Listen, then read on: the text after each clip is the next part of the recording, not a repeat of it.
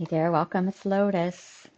Here we are to talk more about divine love, romantic relationships, twin flames, sacred union, and the phases and stages therein.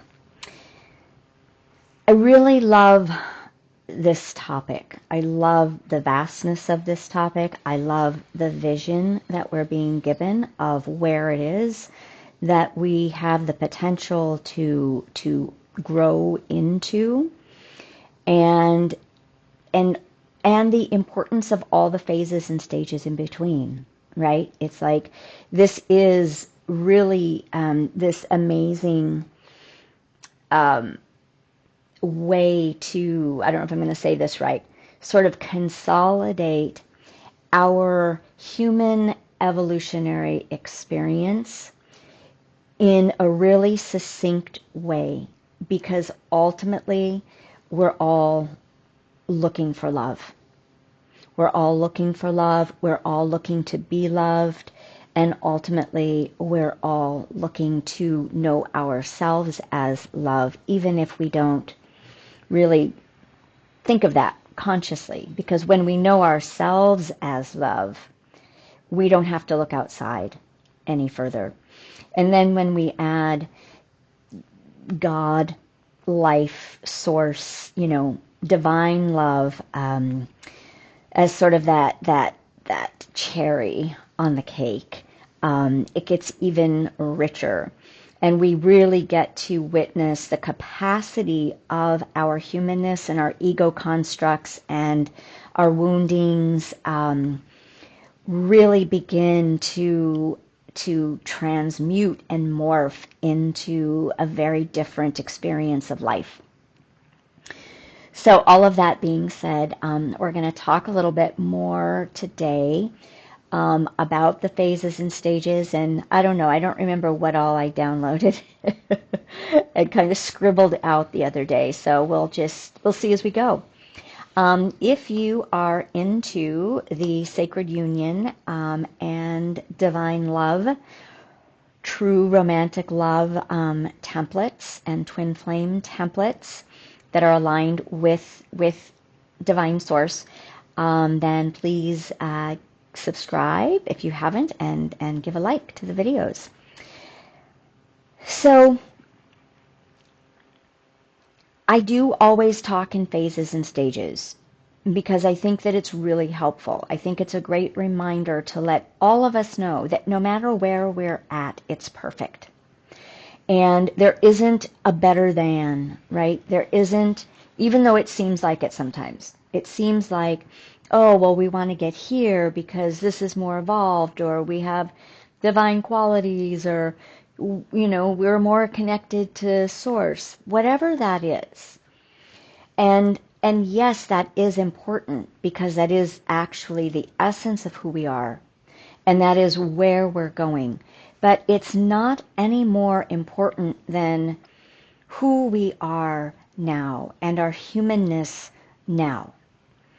Because it's only really by embracing and knowing who we are in these phases and stages that we can grow and grow and glow up, right, with more ease and grace, without the self-negation or self-judgment or other judgment or anything like that. That's our karma, that's our shadow, that's what we're working with, and it gets in the way. I want to talk a little bit more, I guess, as I'm looking at my notes. I want to go back to our signature, right? Our frequency signature, our divine blueprint, and our divine signature. Whether you carry the twin flame signature or coding or templates isn't the point.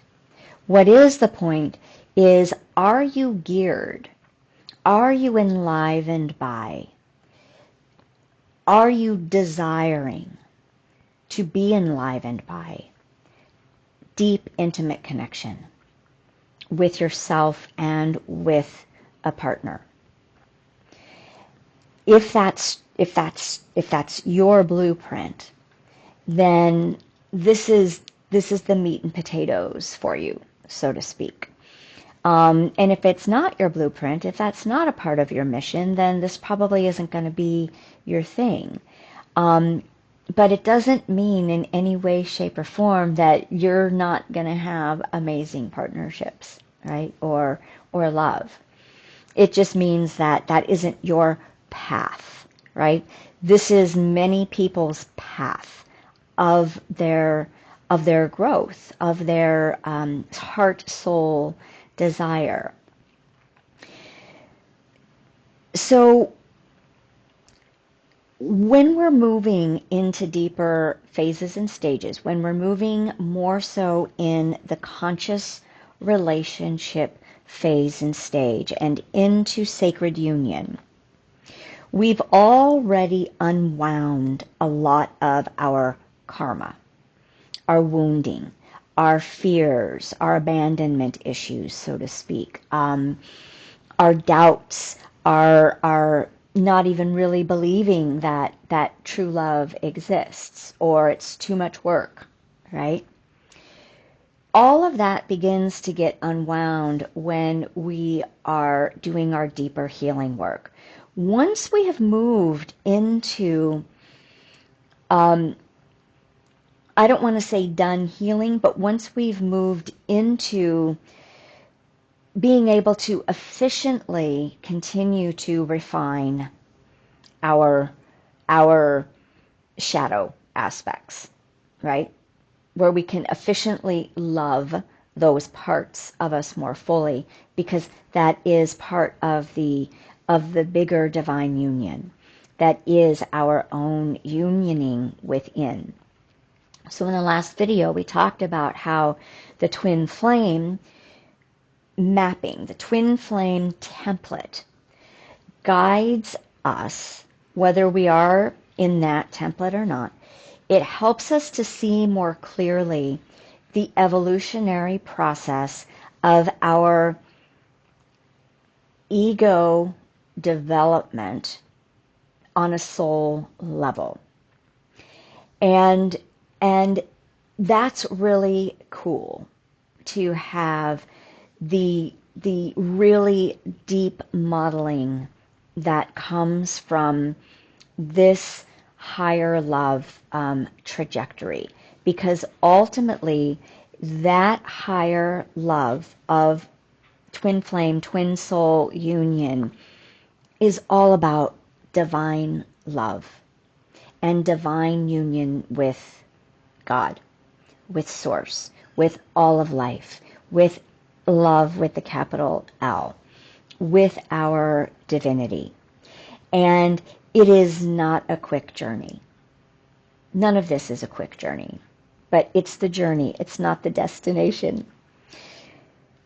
As we continue to heal our own inner abandonment and our fears, and our fears of rejection, our fears of not being worthy, our fears of not being lovable, our fears perhaps of not even knowing if we're capable of really opening our heart and loving, right?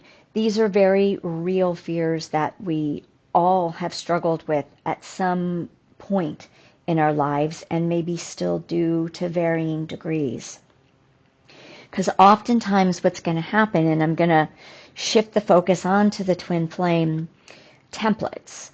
And again, that when I'm talking about twin flames, we're not doing the runner chaser phase and stage, right? We're not doing the toxicity and the karma in action in physical relationships, where they're very dramatic and they're continuing to keep the pain cycles going.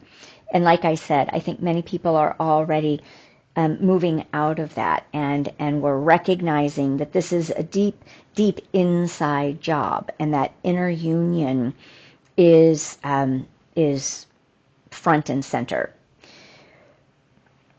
But we are also talking about that we have divine assistance, and we're also talking about that as we continue to move into higher states of love and more of the capacity to love, we are in the twin flame templates becoming closer and closer to God within the mix, right? So it's becoming more of a trinity rather than two separate beings trying to do it on their own. It's like there's assistance from the higher levels that are supporting this template to land in the physical because it is important to all of humanity. No matter how many, offshoots and kind of distorted views there have been of this in the past, ultimately this is a path of divine union with everything. What the twin flames in their journey of not being in physical connection, many are, but there's work that is done on the higher dimensions and higher levels of soul, whether known or unknown, to the people who are walking around on our plane. And what they do is there are many ways in which they are operating in tandem. So one of the other videos I talked about that we've seen in the laboratories with quantum physics when one proton is separated. So we could say one soul is separated, and through that deep level entanglement that was once oneness, they're always in connection and in tandem. And when this process gets activated, there are a myriad of phases and stages that start to happen for both counterparts. And as a lot of that happens, but I'm not going to talk about, the initial healing parts, but I want to talk about as both counterparts begin to access more of their own wholeness, there's a mirroring effect that goes back and forth between the two, because one of the saying goes, what one does for self, one does for the other. And I think that that's a really important statement. So there's an assistance process that both counterparts are doing to support their other half in the healing, because they have polar opposites. So they both actually need the same healing, but in different expressions, in different genders, in different elemental configurations, and different polarities. And all of this is very subtle. And there are many layers and nuances of it, right? Because it's all energetic. But what they show us is that when we are doing our own inner work, it cannot help to affect the energetics around us. When we begin to recognize more and more of our wholeness, love and self-love becomes really primary.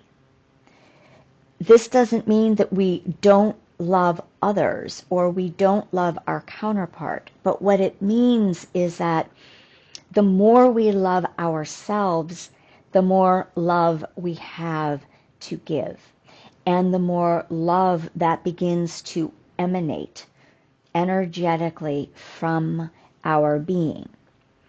And under that umbrella of self-love, we have, kindness, we have generosity, we have openness, we have vulnerability, we have tenderness, we have clarity, we have discipline, we have commitment, we have integrity, right? So these are both masculine and feminine. I gave a little bit of both qualities of being. But they both counterparts receive their appropriate balancing of these higher qualities. And again, we aren't doing it alone. We have a team, so to speak, helping us, whether we know this or not. And the more that we know our own worthiness, the more that we understand how our needs go through their own phases and stages of development and maturation, then what we're going to find is any relationship we come into connection with will be an elevated connection from where we were previously. So let's break this down a little bit. And I want to talk about needs. The journey of needs is how I wrote this out. So that right then and there, that says we go through a journey of our relationship with our needs.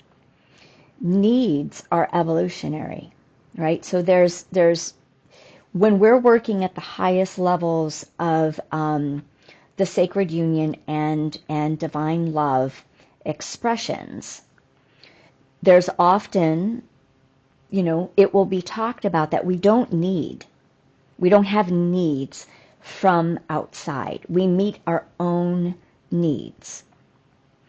And then there's a phase and stage once we meet our own needs that our needs become what I kind of term holy needs. And it's not that when we're in partnership there are no needs, but the needs have been transmuted, have been purified from the distortions. But that you don't just jump there. And so my point is, if you're struggling because you have needs and those are feeling unresolved in your life, in your partnership, there's nothing wrong. You aren't doing anything wrong. You may just not know how to work with it differently, right? You may just not know that there are these phases and stages. So let's just look at these quickly, right?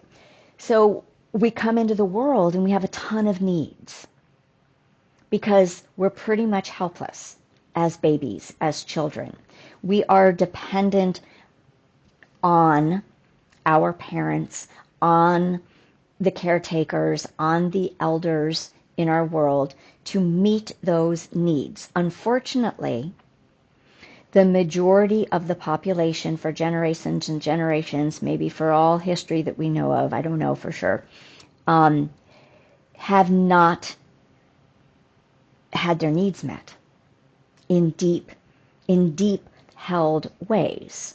So we come in, and this is just part of the karma, I believe. We come in and we have a lot of needs, and it just turns out that we're not going to get those needs met because our caretakers or parents probably don't know how to meet those needs in a deep way because they haven't met those needs in themselves. So this, right, as you can imagine, this could be a whole other thing. So we grow up, some needs are met, some needs aren't. Some needs are personalized, like, oh my gosh, I didn't get my needs met, so I feel like I'm not lovable, I'm not worthy, I feel like I've been rejected, I feel like those people who were supposed to love me weren't sensitive enough to me, there's something wrong with me.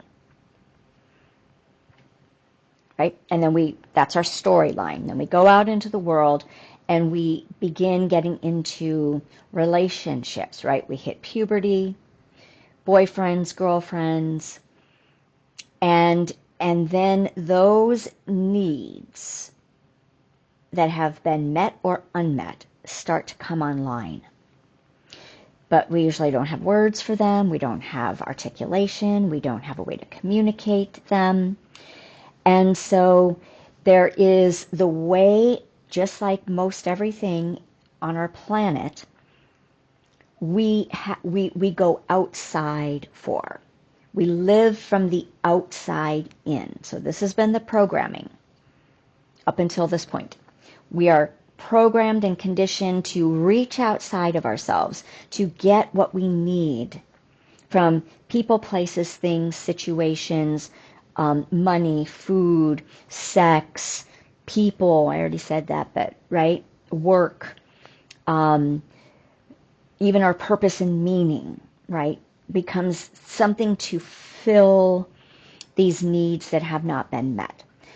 They're directly tied to love, and they're directly tied to self-love. So we're out there, we're reaching, they get met, and we're like, oh my gosh, I'm loved, I'm cared for, I'm seen, I'm valued.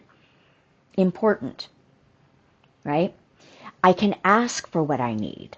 Super important, right? If we don't know how to ask for what we need, we can't expect our needs to get met. But to ask for what we need, we also have to know what we need. So that is an inside job. We get seen, we get valued by that person, right? And our heart opens because we're being seen and valued. Okay, because there's love exchanging.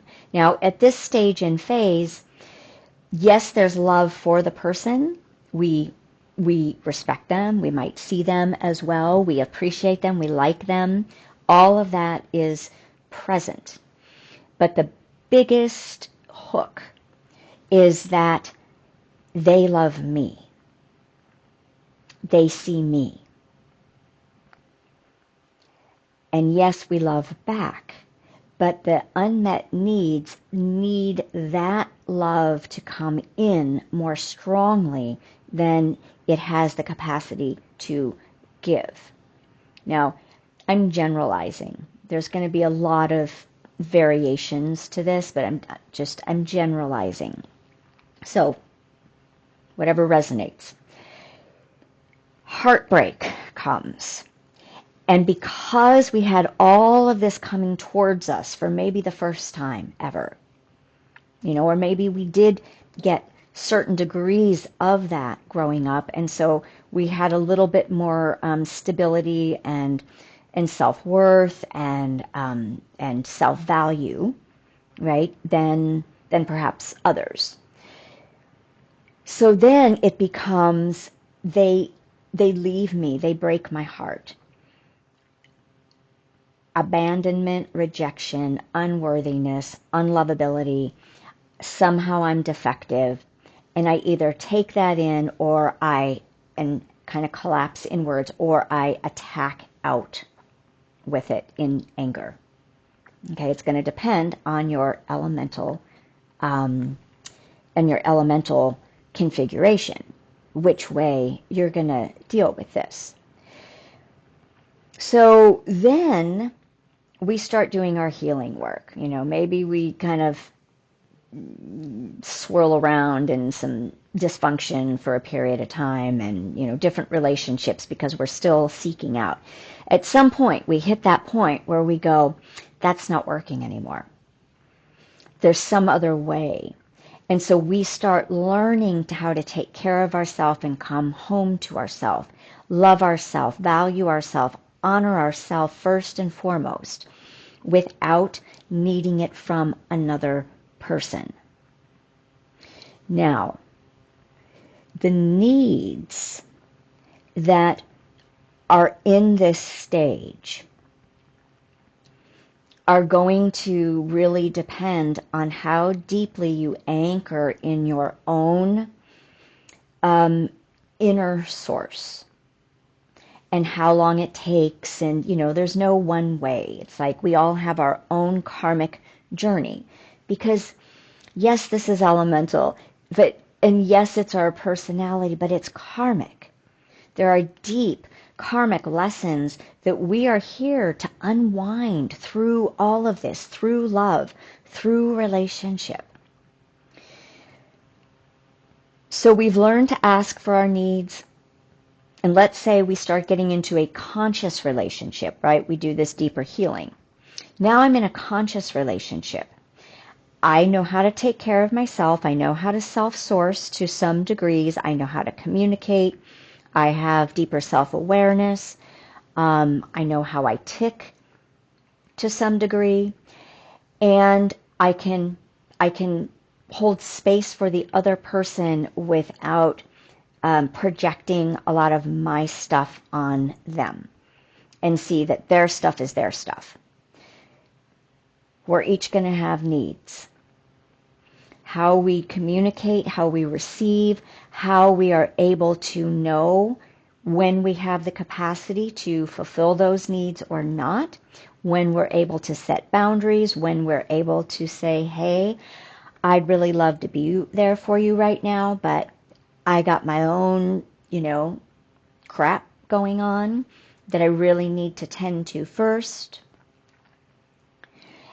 And then there's going to be different dances that are going to go on here. When we're learning to ask for our needs and we're doing this, anytime we have any residual abandonment, unworthiness, unlovability, fear of rejection, they're going to keep coming into the mix, right? Those are our storyline. Those are our roots. And so it's really important not to judge our karma, not to judge our karmic relationships that haven't quite hit the conscious relationship mode yet even, and know, like, yeah, this is a karmic relationship. This is all about learning. This is all about growth. This is all about triggering and being triggered so that I can see myself more clearly, right? So then there's being able to hold ourself tenderly when our person cannot meet our needs when we need them. And how to self-soothe, how to drop in and listen to the stories, right? And I'll just share my own personal story because these are important, right? So in my marriage, my ex-husband and I, we had very different rhythms, and we did really good at balancing our rhythms, right? I was a morning person, he was a night person, and usually at night was when my masculine kind of started, softening, and, my feminine would want more affection, would want more cuddling, would want more intimate time. And that wasn't actually his best time. And on the flip side, he was more available in the morning, and that wasn't my time.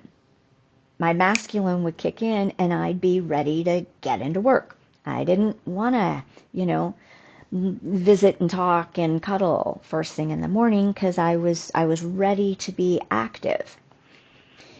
So most of the time we had a really nice balance with this, and we would know what the capacity of the other was to meet those needs.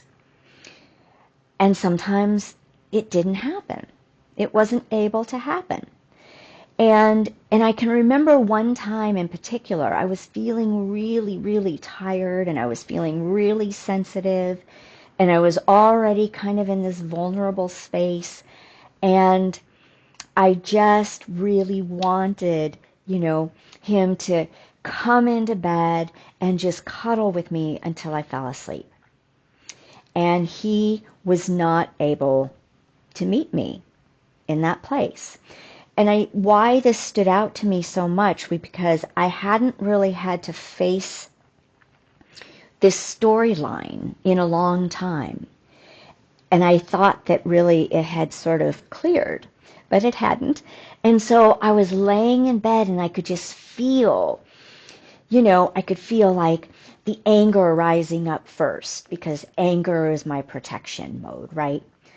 Had to go through the anger, drop down from the anger, and then I could feel like my tenderness and my vulnerability. And it was like, oh, okay. Just rest into the vulnerability and the pain and the hurt feelings.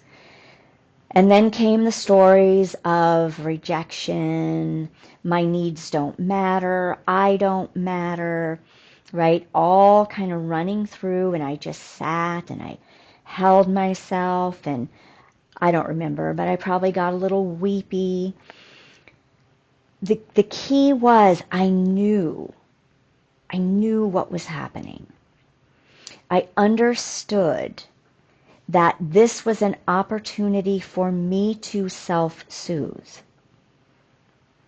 My need was 100% appropriate. It was worthy, it was worth asking for. And just because it wasn't able to be reciprocated did not mean that I was any less worthy, lovable, or that I was not loved. Now, we'll go back decades because I hadn't been in that for a long time, reaction mode. But right, that was a real, boy, like in my 20s and in my early 30s, that was a real kind of explosive dynamic that would not be healthy, for either myself or my partner. That's when that karmic relationship, gets fiery because the other person usually doesn't really, they got their own stuff then that's going to get triggered, right? So once we're here, and then there becomes another layer, particularly if we are on and moving into sacred union, or if we are in the twin flame or the inner union teachings. And when I say the teachings, I mean that we are literally being taught from our soul level, from the divine, from our team of guides, and from our divine counterpart, who is usually not in the physical realm with us. So this is the time when it becomes all about knowing that I am my own divine counterpart.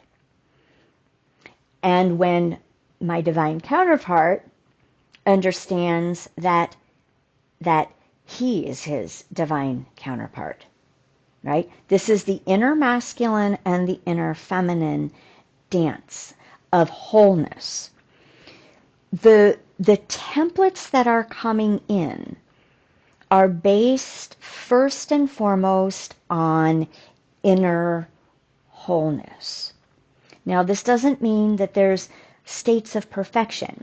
We're told when we've reached what we need to, right, in our own inner union, and then divine orchestration will support us in coming together with our divine counterpart when it's ready. But we aren't looking for it anymore.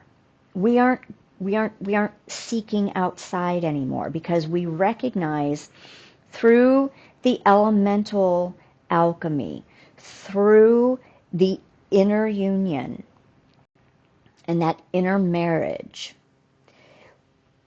we understand that our masculine and feminine have to dance together within.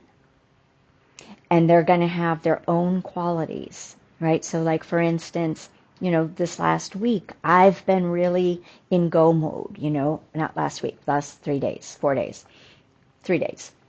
I've been very much in my masculine. I've been very much in my fire. I've been very much in methodically, pragmatically, right, getting things done, doing things that I needed to do, moving outward, being, direct and decisive and doing the things, right? In a grounded way, because this is part of my alchemical journey, not to like take off and be flares of fire, you know, going way too fast, but like, right? Because these are the qualities of my masculine.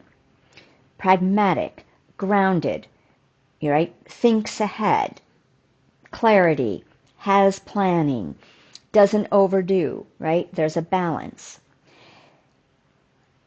And then today, it's my feminine has to hold my inner masculine, say, okay, now it's time to rest. Right now, the earth and the water get to come in.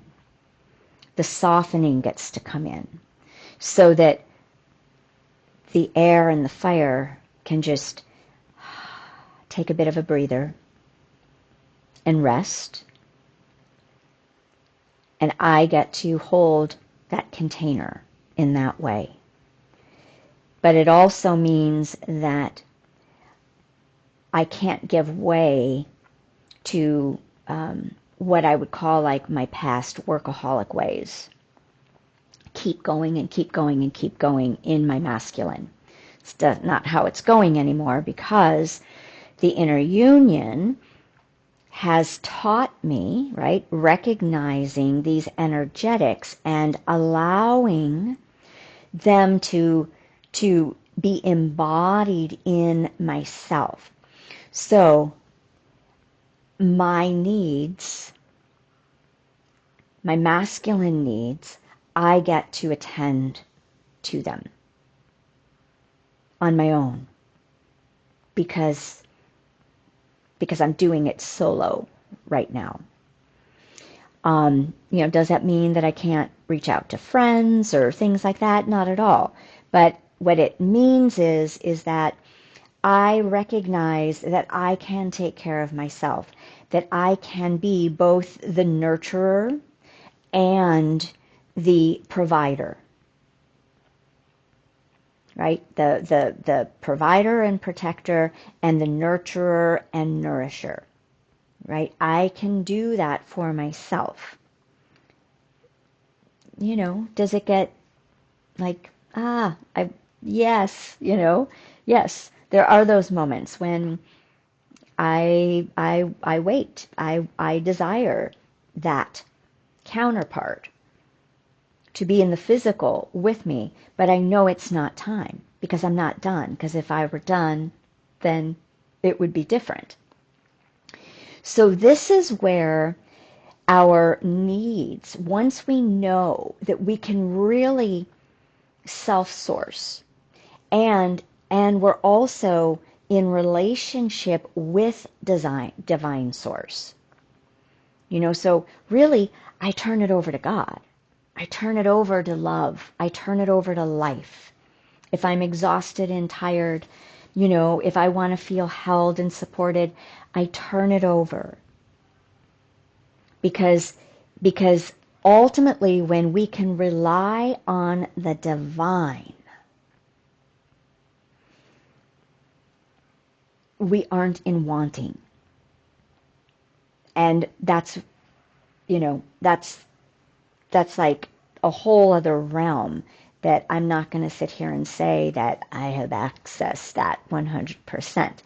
But I do see it. I do understand it. I do know that if that were the case, that if my path were that, then so be it. Then I would rest in God, right?